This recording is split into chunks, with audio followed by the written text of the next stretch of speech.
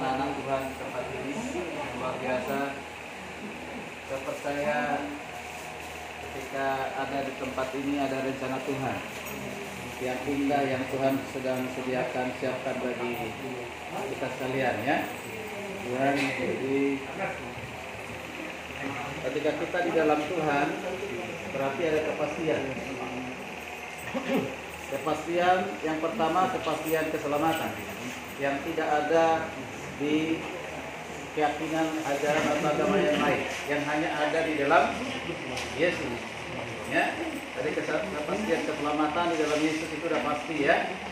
Tapi juga kepastian untuk masa depan. Masa depan kita itu ada di tangan siapa? Di tangan Tuhan. Itu pasti.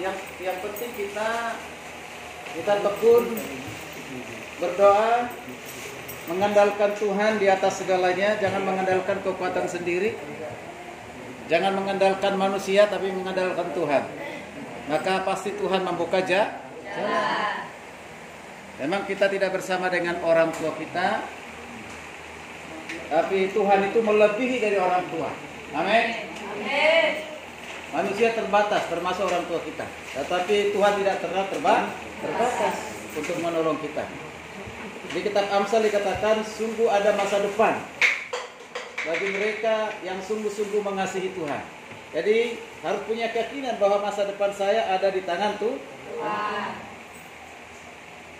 Jadi jangan ada yang kecewa, mengeluh, stres, apalagi depresi. Jangan. Tetap menjaga hati supaya tetap bersukacita. Karena kekuatan kita itu adalah sukacita dari siapa? Dari Kristus. Apapun sekarang ini menjadi kebutuhan kita, persoalan masalah hidup kita, ketika kita datang bersujud kepada Tuhan, percayalah Tuhan sanggup memberikan jalan keluar yang terbaik. Amin.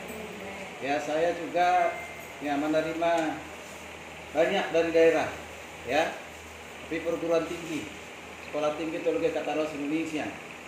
Kita sudah bekerja sama dengan Pak Andri untuk mendidik, melengkapi ya generasi atau anak-anak bangsa, terutama di Indonesia ini. Dari berbagai daerah, mereka ada di asrama juga, seperti ini. Mereka ada di asrama. Kalau di asrama itu 24 jam sudah ada kegiatannya, ada peraturannya.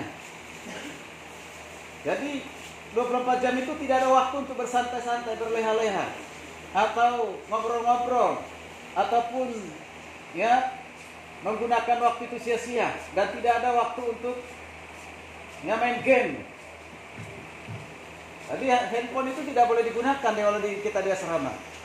Dari mulai hari Senin sampai hari Sabtu itu semua handphone dipegang oleh kepala asrama. Nanti hari Minggu baru bisa diberikan. Minggu pagi, Minggu sore baru dikembalikan. Itu luar biasa. Mengapa? Karena banyak sekarang ini orang jatuh. Mengapa? Karena sering mengikuti game, ya, hal-hal yang lain dari handphone itu. Jadi tergoda. Sehingga itu bisa merusak mentalnya, merusak masa depannya. Ada ketergantungan.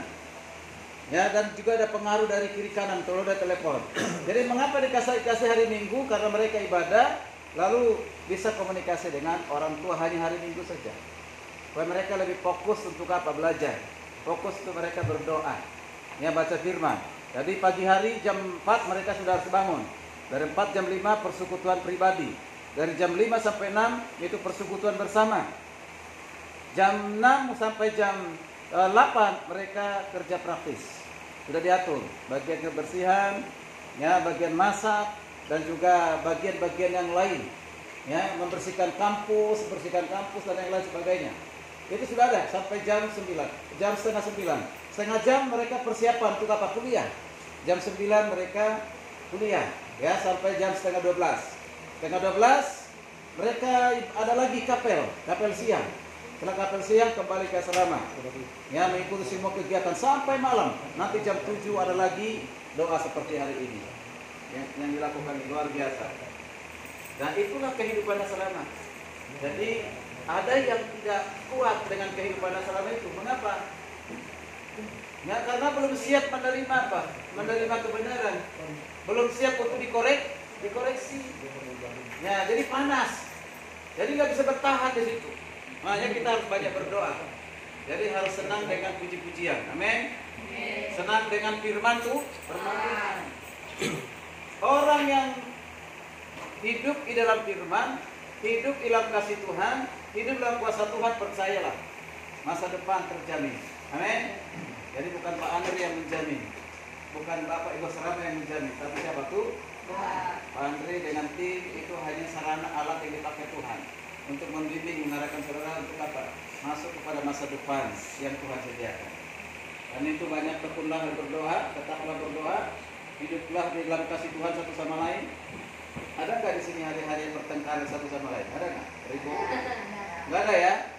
Wah, bagus itu. Ya,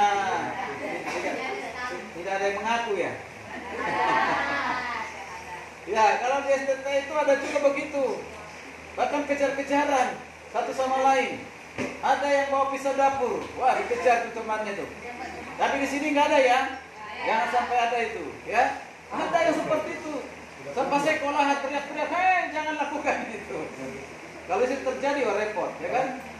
Puji Tuhan, makanya jangan terlalu banyak di sini pisau dapur, cukup 2. Tapi kalau sudah dikontrol Tuhan, dipimpin oleh kuasa Roh Kudus, pasti tidak melakukan hal-hal seperti itu. Amin.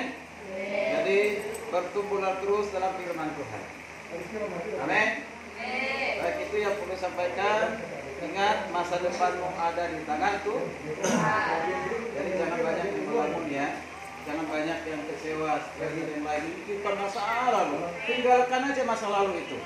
Jangan kita terus menolak kepada masa lalu yang gagal, buruk dan yang lain pun. Ya mungkin kita pernah dikecewakan, ya pernah ditinggalkan, dan semuanya itu masa lalu yang pahit. Jangan pernah lagi hidup dengan masa lalu, tapi hiduplah masa depan yang terbaik yang Tuhan berikan. Amin. Itu saja yang perlu disampaikan. Boleh berdoa Pak? Ya, kita berdoa ya. Mari kita berdoa. Segala kemuliaan, hormat, pujian, pengagungan bagimu ya Tuhan. Kami bersyukur kepada Tuhan karena Tuhan memberikan kepastian keselamatan kepada kami di dalam Kristus Yesus Tuhan.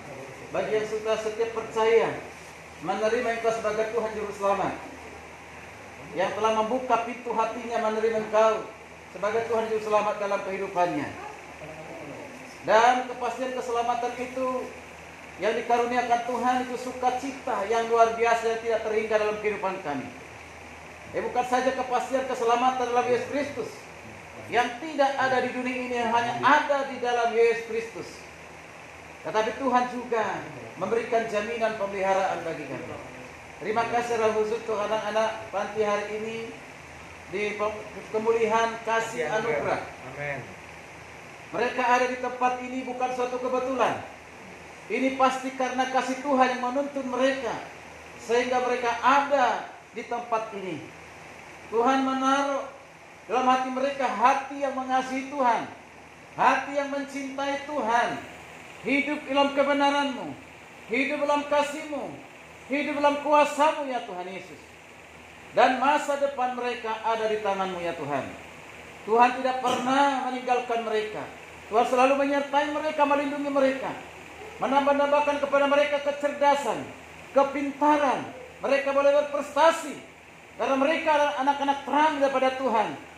Roh Kudus yang menerangi hati dan pikiran mereka sehingga mereka anak-anak yang cerdas, anak-anak yang takut akan Tuhan, anak-anak yang mengasihi Tuhan dan hormat kepada sesamanya, mengasihi sesamanya. Berdoa untuk menyerahkan semua anak-anak panti di tempat ini, biar dalam perlindungan Tuhan, dalam penyertaan Tuhan, mereka sehat, dijauhkan dari segala sakit penyakit. Mereka hidup dalam sukacita Tuhan di dalam nama Yesus. Mereka boleh saling mengasihi satu sama lain. Sekalipun mereka berbeda dari suku, dari daerah, mungkin bahasa dan yang lain sebagainya. Tapi ketika mereka mengutamakan kasih Kristus, perbedaan itu menjadi satu yang unik yang mereka bisa menerima, saling menghargai satu sama lain, sehingga mereka tetap bersatu di dalam kasih Kristus. Terima kasih Tuhan. pengelola ataupun Bapak Ibu asrama di tempat ini yang dipercayakan, diberikan juga hikmat, kemampuan, kesabaran di dalam membimbing, mengarahkan mereka ya Tuhan Yesus. Diberkati mereka dengan hikmat daripada Tuhan, dengan kuasa daripada Tuhan. Demikian juga Pak Andre bersama dengan tim, supaya Tuhan pakai mereka dengan dahsyat lagi. Banyak anak-anak negeri, anak-anak di bangsa ini yang akan dibawa kepada Kristus melalui yayasan pemulihan di tempat ini. Mereka dipulihkan, rohani mereka dipulihkan, masa depan mereka dipersiapkan. Saya percaya bahwa di negeri ini yang dapat memberikan kepintaran, kecerdasan bagi anak-anak adalah dari Tuhan itu sendiri, melalui firman Tuhan yang direnungkan siang dan malam dan dilakukan dalam kehidupannya. Berkati yayasan yang ada di bawah kepemimpinan dari Pak Andre, Tuhan berkati. Biarlah semakin banyak lagi anak-anak, baik itu di sekolah, baik itu di tingkat TK, SD, di tingkat SLTA maupun juga di perguruan tinggi teologi yang sedang jalan pada saat ini, diberkati oleh Tuhan. Terima kasih Tuhan, terpujilah nama Tuhan kekal untuk selamanya. Di dalam nama Yesus kami berdoa dan mengucap syukur. Haleluya. Bersama-sama katakan amin. Amin.